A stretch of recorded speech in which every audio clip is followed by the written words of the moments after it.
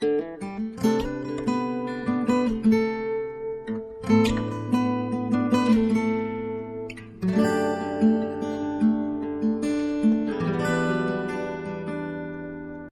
meu nome é Kertlin Ribeiro e estou aqui para apresentar a última reflexão do Temor e Tremor baseada no Sermão do Monte.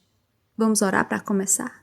Senhor Deus Todo-Poderoso, Criador dos céus e da terra, o Senhor sabe de todas as coisas e o Senhor é todo-poderoso e todo-glorioso em Tua presença, a plenitude de alegria, delícias perpetuamente.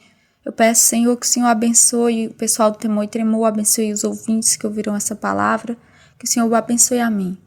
Que o Senhor me instrua com a capacidade, abra a mim a boca da Tua palavra para que eu possa apresentar a melhor descrição daquilo que o Senhor gostaria que as pessoas compreendessem acerca da profundidade dessa parábola apresentada aqui por Jesus, que finaliza a nossa exortação, nosso estudo acerca do Sermão do Monte, Que Deus abençoe todos aqueles que batalham para levar a Tua palavra. Eu te peço que o Senhor cuide das nossas famílias, abençoe nossa nação e tenha misericórdia do mundo que padece sob a ameaça dessa pandemia e de outras coisas. Em nome de Jesus, amém. Todo aquele, pois, que escuta estas minhas palavras e as pratica, assemelhá-lo-ei ao homem prudente que edificou a sua casa sobre a rocha. E desceu a chuva, e correram rios, e assopraram ventos e combateram aquela casa, e não caiu, porque estava edificada sobre a rocha. E aquele que ouve essas minhas palavras, e as cumpre, compará-lo-ei ao homem insensato, que edificou a sua casa sobre a areia, e desceu a chuva, e correram rios, e assopraram ventos e combateram aquela casa, e caiu, e foi grande a sua queda. Com esse trecho, Jesus finaliza o Sermão do Monte. E aconteceu que, concluindo Jesus este discurso, a multidão se admirou da sua doutrina, porquanto os ensinava com autoridade, e não como os escribas. E termina o capítulo 7 de Mateus. O que é que nós podemos compreender dessa questão que Jesus traz aqui? Ele traz a imagem de dois homens que construíram suas casas sobre dois fundamentos diferentes, ou dois alicerces. Imaginemos a cena. Um dos homens começa a construir num terreno que ele encontra. Arenoso, não faz muita diferença. Ele não faz uma grande investigação. Ele começa na frente. Agora vamos considerar o segundo. Ele está lá atrás. Enquanto o primeiro já começou a construir, ele fez a primeira coluna, a segunda. O segundo ainda está procurando o lugar mais propício, um lugar sólido. Ele gasta seu tempo investigando a área, enquanto o primeiro homem se encontra numa posição de vantagem em relação ao tempo. Depois que o homem encontra aquele que procura e investiga o terreno, ele encontra o lugar mais apropriado, ele começa a cavar. Ele vê que aquele lugar tem a rocha, ele vai e cava. Ele cava para ter certeza se aquele lugar é mesmo o que parece e se ele pode considerá-lo sólido e o suficiente para começar a construir ali sua edificação. Abaixo da superfície está a diferença. É o fundamento, enterrado e escondido, que vai fazer a diferença. Aqui nós podemos ver a natureza daquilo que é espiritual nessa parábola. Jesus fez uma comparação. Os homens não podem ver o que está abaixo da casa. Está oculto da vista deles, debaixo do chão. E o que está debaixo do chão? Uma rocha sólida. O primeiro O primeiro homem tem uma falsa segurança.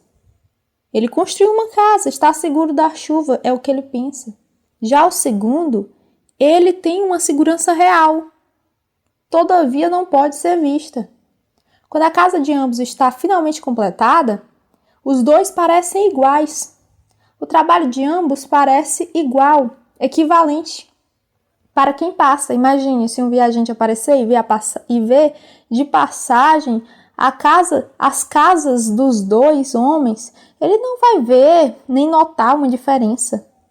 Mas a verdade é que há. Uma delas foi construída sobre a rocha e a outra foi construída sobre a areia. Assim é a vida dos homens aqui nesse mundo. Você vê o crente e o não crente, o cristão e o incrédulo, o santo e o profano. Eles são gêmeos, não há diferença. Você vê alguma diferença? A Bíblia diz, não há. Eles são Jacó e Esaú. Jacó e Esaú eram gêmeos. Gêmeos. Por acaso você vê alguma diferença em filhos gêmeos? Não. Porém a Bíblia diz, eu amei Jacó e aborreci Esaú. São dois vasos, como Paulo fala. Dois vasos. A mesma coisa. O mesmo barro. Da mesma massa. Ele fez um vaso para a destruição e um vaso para a glória. Qual a diferença? Também está oculta. Dentro de um deles, Deus pôs o seu tesouro. Dá para ver o tesouro? Segundo Coríntios 4:7, mas nós temos esse tesouro em vasos de barro para mostrar que este poder que a tudo excede provém de Deus e não de nós. E que tesouro é esse? Que é a diferença, segundo Paulo, a qual só é possível ser vista se você meter a mão e ver o que está no interior do vaso, porque se você olhar para os dois vasos, eles parecem iguais, porque o tesouro está dentro, oculto. Assim também a casa, são duas casas completamente iguais em sua estrutura. Mas quando você vai olhar mais internamente, abaixo da superfície, uma delas está vulnerável e a outra não. Isso é espiritual. E o que é isso? Que fundamento é esse? Que tesouro é esse que Paulo fala? Jesus usou essa mesma figura, mas como uma rocha, referindo-se também ao mundo espiritual. Ambos os casos, ambas as parábolas falam a mesma coisa. A parábola de Paulo em relação aos vasos e a parábola de Cristo em relação à casa sobre a rocha. Mas aqui se refere, que fundamento é esse? Pois todo aquele que escuta essas minhas palavras e as pratica, pois sejam não somente ouvintes, mas praticantes. Quem é esse? É aquele que tem um coração renovado por Deus. Em todos os momentos em que apresentamos esses devocionais, o Túlio ele já iniciou lá no comecinho falando o quanto isso era a revelação da contracultura do reino.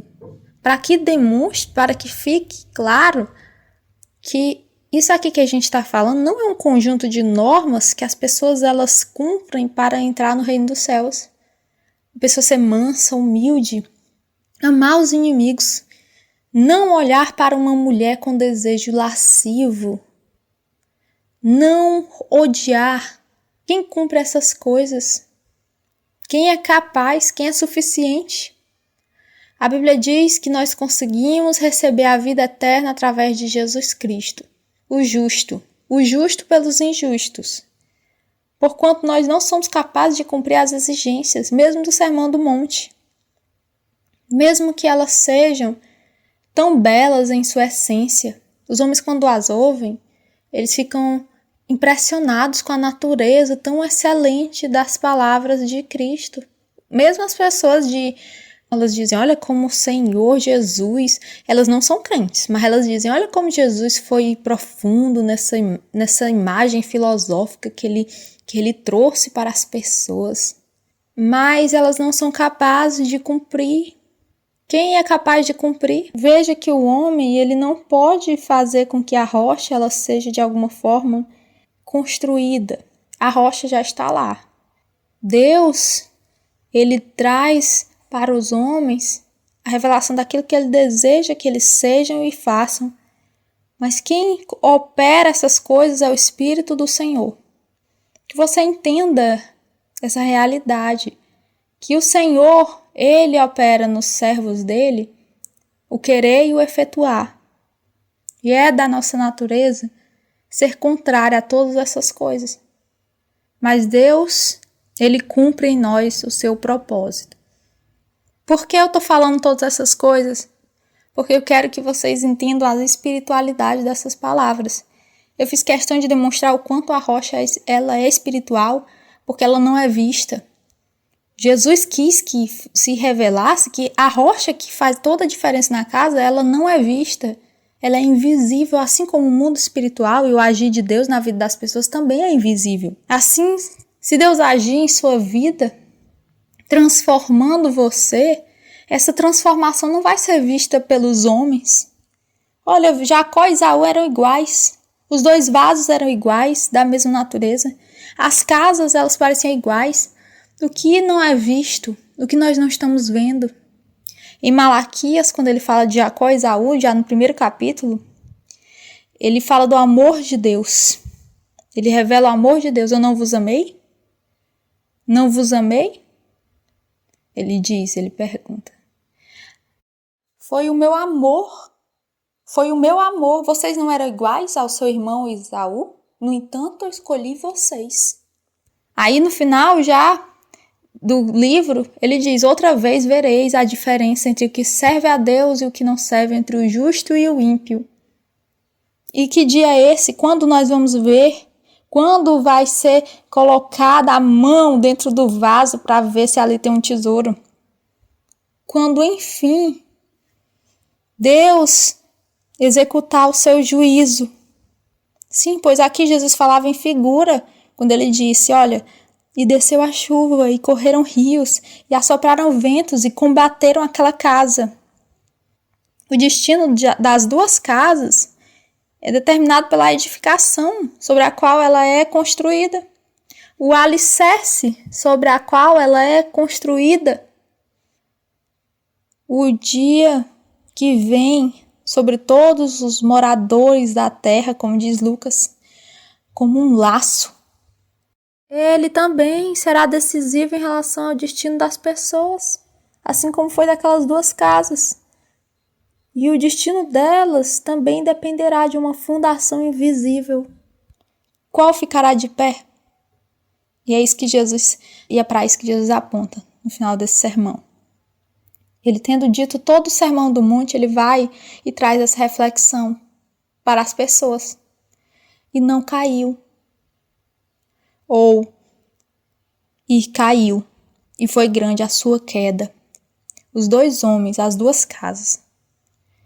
Eu quero que vocês percebam a profundidade dessas palavras e reflitam no fim que Jesus propôs para esse sermão. Para que os homens olhem para o mundo espiritual. Olhem para o mundo vindouro. Olha, vai chegar um dia em que tudo aquilo que vocês dão tanto valor não valerá nada. Tudo que vocês morrem para obter, todas essas coisas, nada disso vai importar. Só vai importar isso, é tudo o que importa, será isso. Ele diz em outra parábola, olha, o reino dos céus é semelhante a um grão de mostarda, que é a menor das sementes. Os homens não ligam, os homens não se importam com uma semente tão pequena.